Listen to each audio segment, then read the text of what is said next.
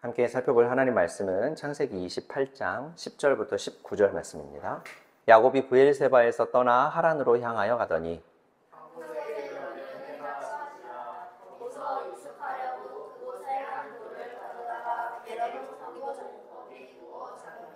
꿈에 본즉 사닥다리가 땅 위에 서 있는데 그 꼭대기가 하늘에 닿았고 또 본즉 하나님의 사자들이 그 위에서 오르락 내리락 가고 또 본즉 여호와께서 그 위에 서서 이르시되 나는 여호와니 너의 조부 아브라함의 하나님이요 이삭의 하나님이라. 내가 그거 있는 땅을 내가 너와 그의 자손에게 주리니 내 자손이 땅에 티끌같이 되어 내가 서쪽과 동쪽과 북쪽과 남쪽으로 퍼져나갈 것이며 땅의 모든 족속이 너와 내 자손으로 말미암아 복을 받으리라.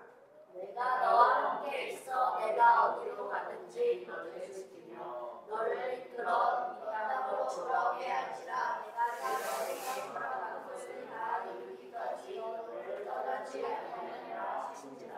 야곱이 잠이 깨어 이르되 여호와께서 과연 여기 계시거늘 내가 알지 못하였도다.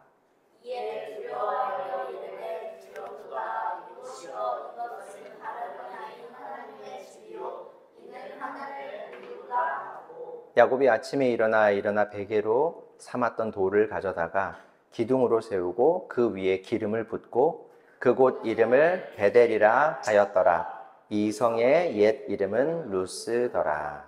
아멘. 지난 주일에 예배를 마치고 난 후에 제 딸이 저에게 대뜸 이런 질문을 했어요. 아빠, 우리는 누구를 닮으면서 살아야 되는 사람들이지?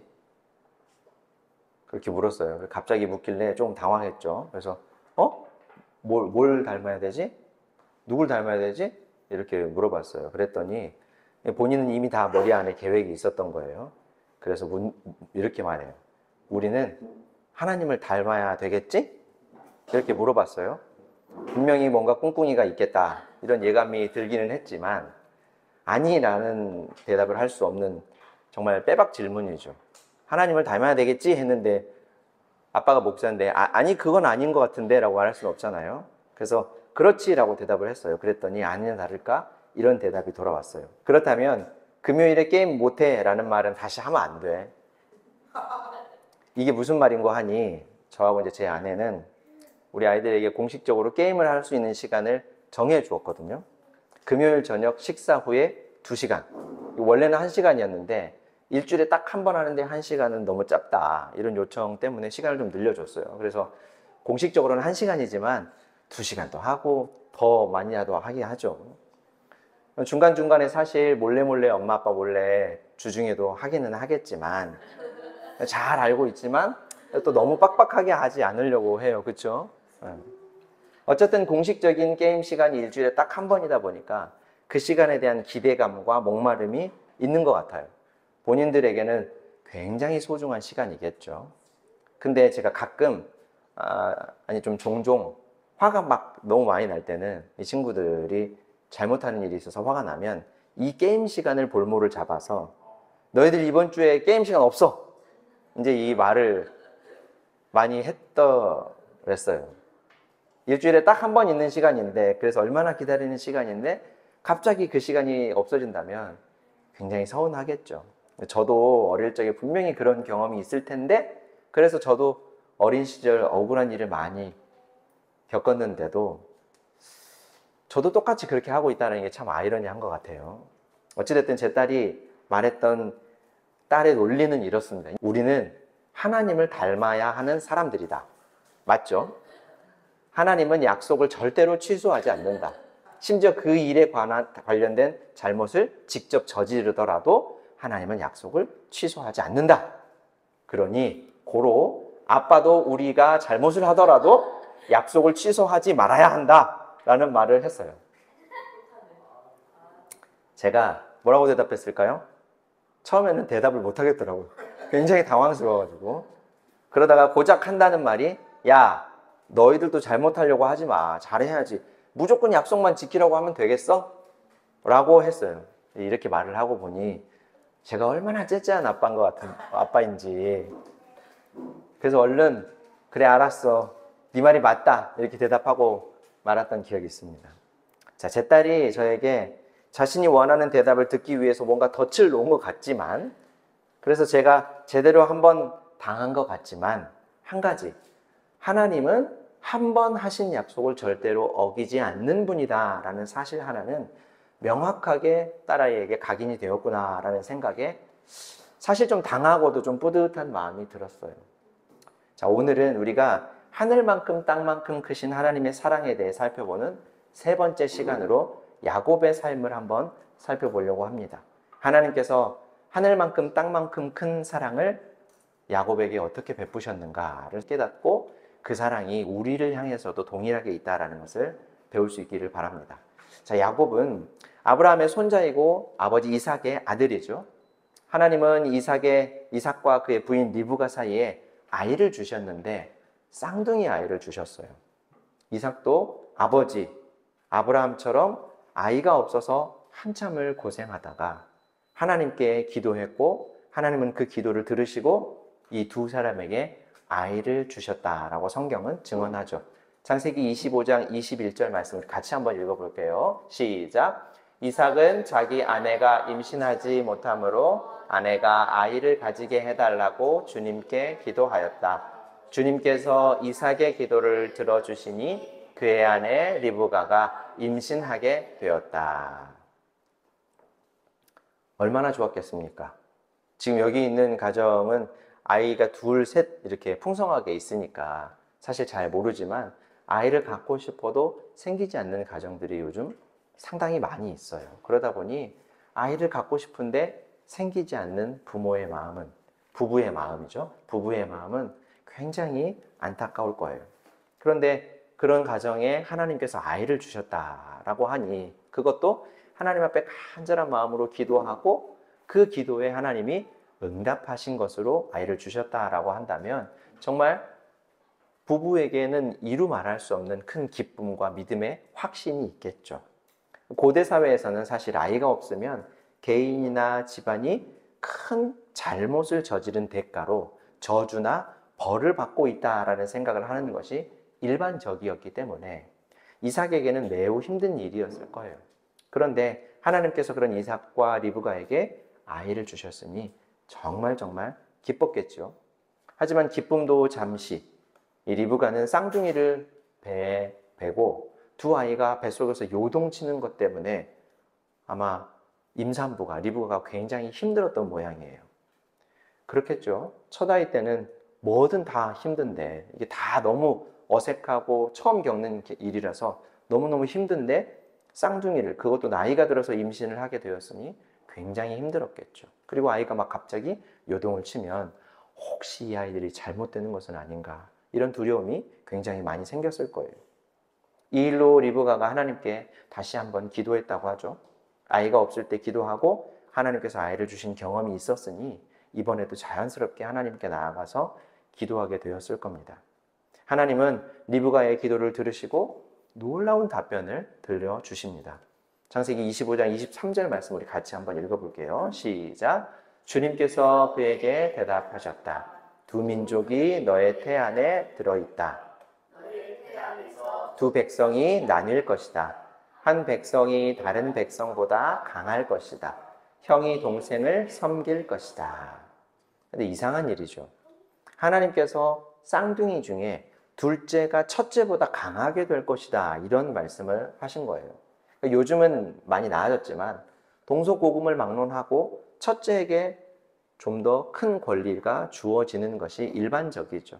그러니까 큰아들은 잘 모를 거예요. 근데 둘째, 셋째들은 억울한 마음이 분명히 있을 겁니다.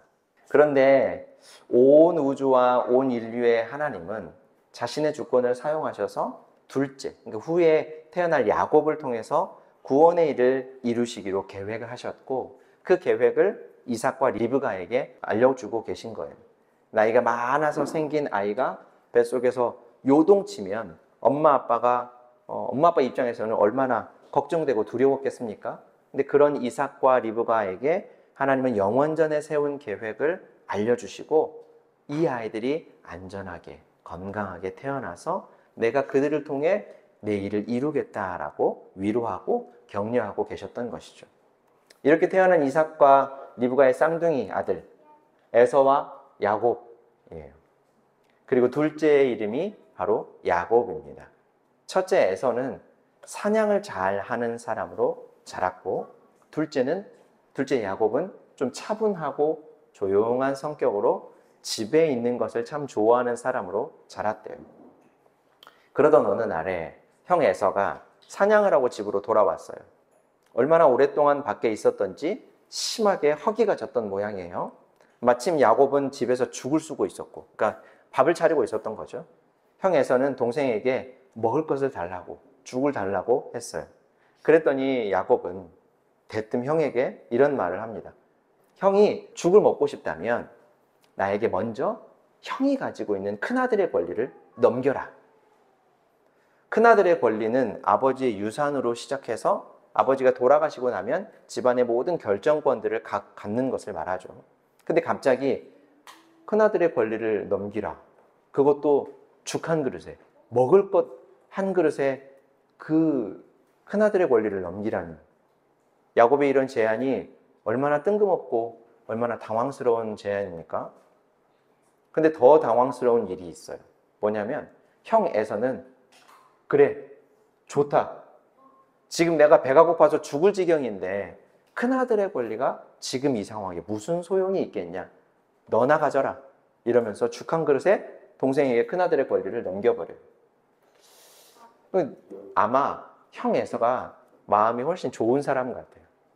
야곱이 까불고 못된 짓을 해도 그래, 아유, 이 귀여운 놈. 이렇게 그냥 넘어가는 것 같아요. 저처럼 좀 이렇게 꼬장꼬장한 사람 같으면 어디서 까불고 있어.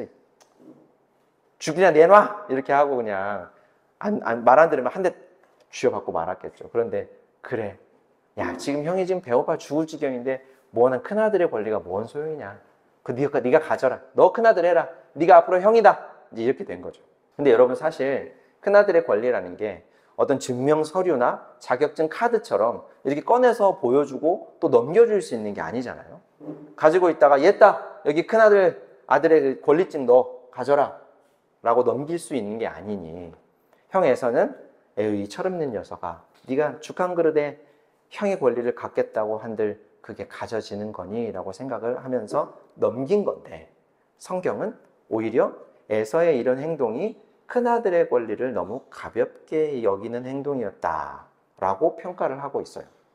그러니까 이 말은 실제 큰아들, 작은 아들의 순서가 뭔가 대단한 권리를 갖고 있다라고 말하기보다는 눈에 보이는 죽 한 그릇, 당장 내 배를 불려주고 나를 만족시켜주는 것들을 큰아들의 권리처럼 눈에 보이지 않지만 영원한 것들보다 더 가치 있게 여겼다라는 거예요.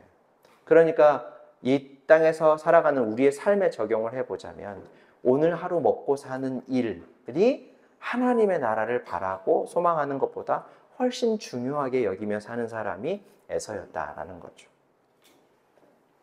자, 그렇다면 야곱은 그렇지 않았는가? 야곱은 그렇지 않고 믿음의 사람이었는가? 사실 야곱도 마찬가지예요.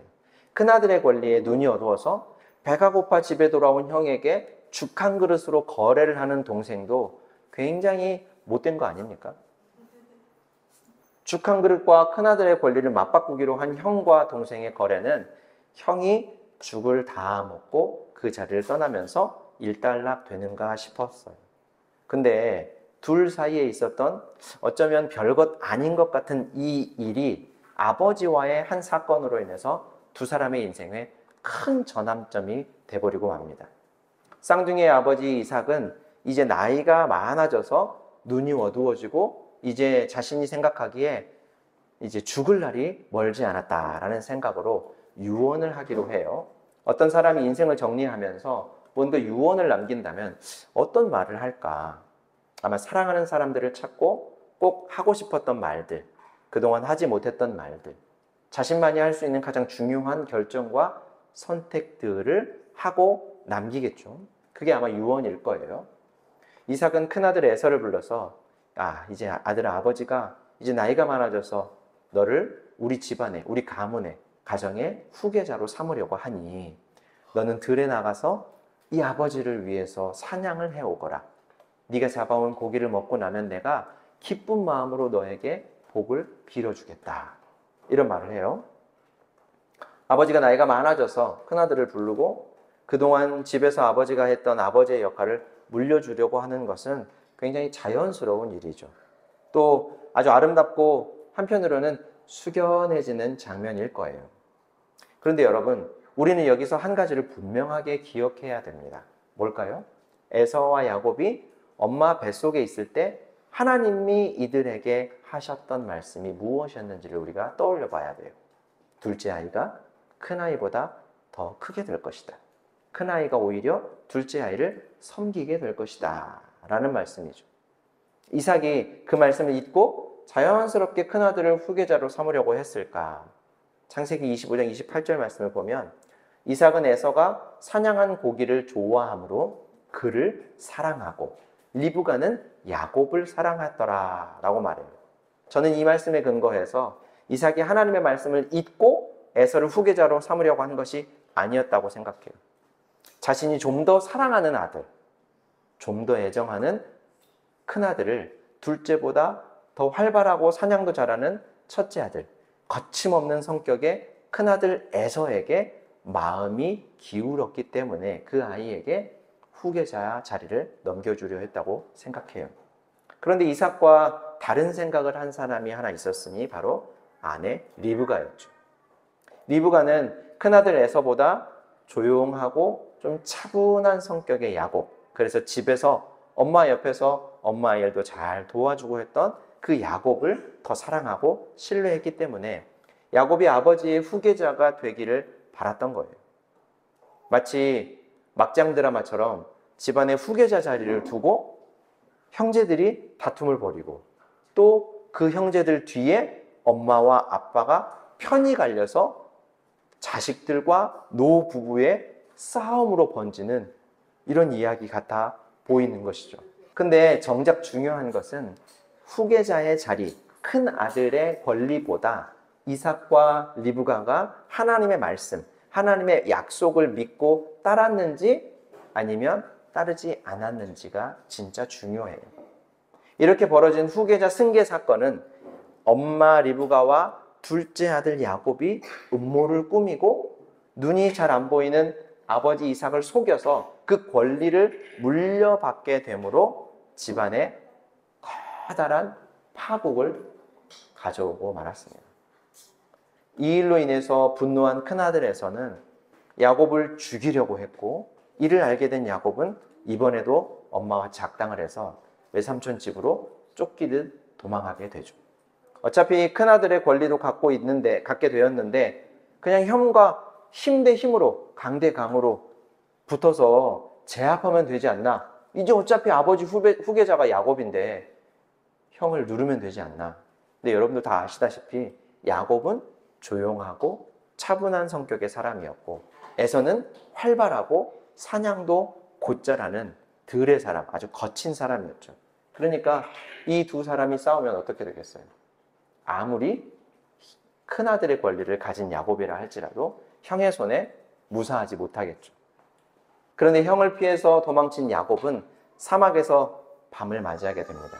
사막에서 밤을 맞이했다라는 것은 사막의 추위나 맹수들 때문에 야곱의 목숨이 몹시 위태롭다라는 뜻이에요.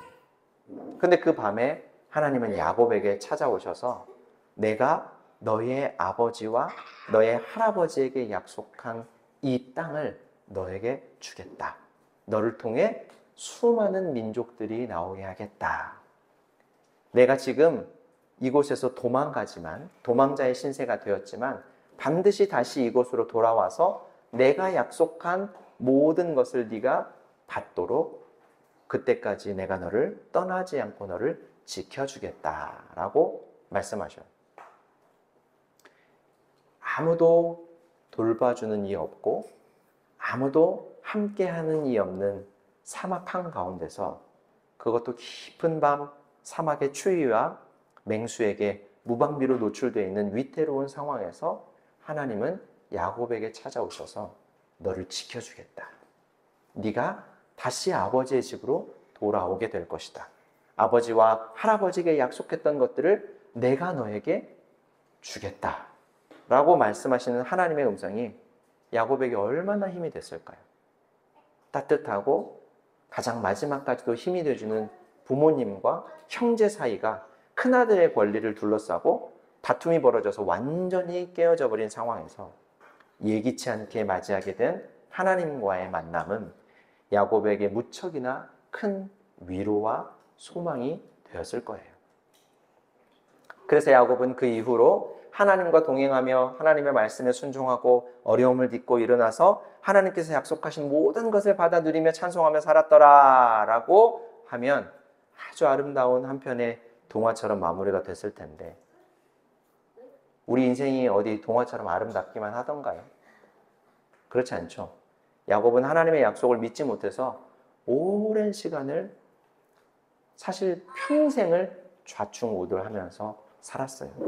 이제 그 이야기가 길게 상당히 재밌게 펼쳐지는데, 오늘 사실 야곱의 모든 삶을 간략하게 살펴보고 넘어가려고 했다고 보니 시간이 너무 많이 지나서 오늘은 여기까지만 하고 다음 주에 야곱에 대해서 한번 더 살펴보려고 해요. 오늘은 예기치 않게 전개되는 이 야곱의 인생에 예기치 않게 찾아오신 하나님과 하나님의 약속에 대해서만 살펴보았습니다. 자, 사랑하는 성도 여러분, 하늘만큼 땅만큼 큰 하나님의 사랑은 우리가 무언가를 하기도 전에, 심지어 우리가 이 세상에 태어나기 전부터 준비된 거예요. 아예 본 적도 없는 걸 그거 어떻게 합니까? 어떻게 확인할 수 있습니까? 어떻게 확신할 수 있습니까? 하나님은 보이지 않던 모든 계획들, 그 계획들을 우리 삶 속에서 하나하나 꺼내어 보여주시면서 이것이 너를 향한 나의 마음이야, 이것이 너를 향한 나의 사랑이야 라고 깨닫게 해 주시는 거죠. 그렇게 하나님의 일하심과 인도하심을 하나하나 깨닫고 그 일로 인해서 하나님을 믿게 되는 것이 우리들의 신앙의 삶인 거예요. 그러니까 하나님이 하나씩 하나씩 꺼내 보여주시는 하나님의 계획과 사랑과 은혜들을 하나하나 마치 캐러멜 까먹듯이 까먹어 보면서, 아, 하나님의 사랑이 이렇게도 달고 이렇게도 소중한 것이구나, 이렇게도 내게 기쁨을 주시는 거구나 라면서 하나님을 향한 우리의 믿음과 사랑이 날로 날로 굳어지는 것이죠. 자, 그렇게 되면 오늘 우리가 함께 읽은 성경 말씀처럼 야곱이 하나님을 만나고 그곳에서 하나님을 찬양하면서 하나님을 기억하기 위해 베이트 엘, 베델이라고 많이 하죠. 하나님의 집이라는 뜻이에요. 엘이 하나님이고 베이트가 집이거든요. 그래서 베이트 엘, 베델, 하나님의 집이라는 이름을 지은 것처럼, 하나님을 만난 그곳에 하나님의 집이라는 이름을 지은 것처럼, 내가 이런 일을 당했을 때, 이러이러한 일들이 있었을 때 이렇게 하나님의 도우심이 있었고 내가 이렇게 하나님을 알게 되었구나 라면서 우리도 야곱처럼 하나님을 기억하고 찬양하게 될 것입니다. 하나님을 경험하고 하나님의 일하심을 깨닫고 기억하고 찬송하는 우리가 되기를 주님의 이름으로 축원합니다.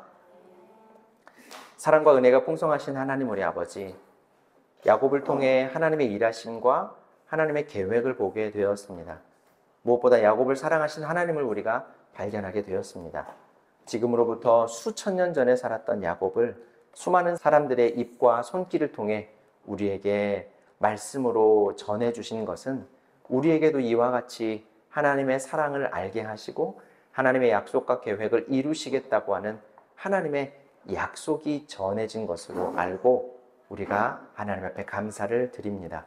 하나님, 힘들고 어려운 순간에, 우리들의 삶의 위태로운 순간에도 우리를 눈동자처럼 지키시고 보호하시는 하나님의 손길을 믿고 의지하면서 살아갈 수 있게 하여 주시고, 예기치 않게 시작된 신앙의 삶이라도 우리 인생에서 가장 확실한 하나님의 약속과 계획 위를 걷는 삶이라는 것을 우리 모두가 순간순간 깨닫게 하여 주옵소서.